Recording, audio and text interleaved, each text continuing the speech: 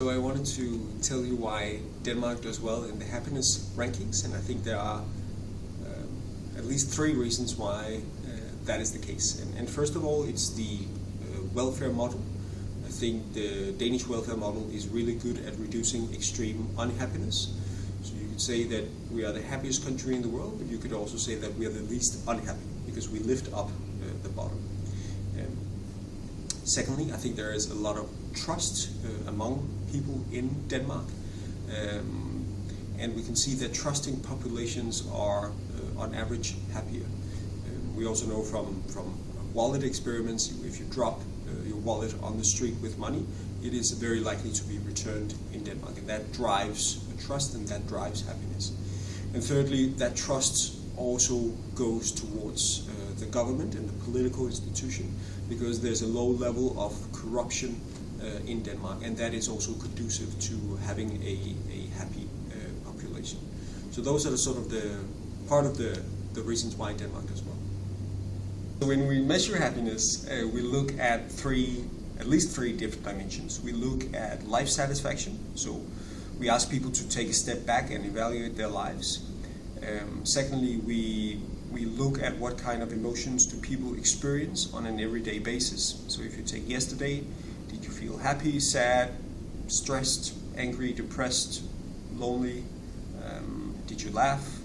And of course those two dimensions are linked. If you have a lot of positive emotions, you also report higher levels of life satisfaction. And thirdly, we look at a dimension we call the eudaimonic dimension, which is the perception of the good life that Aristotle had. And here we look at whether people have a sense of purpose in what they do. So those are the three areas we try to cover. One of the strategies we know from positive psychology can have a positive effect on our happiness. We know this from some evidence-based studies, is that people who note down perhaps three things every day or every week that they are grateful for usually report higher levels of life satisfaction.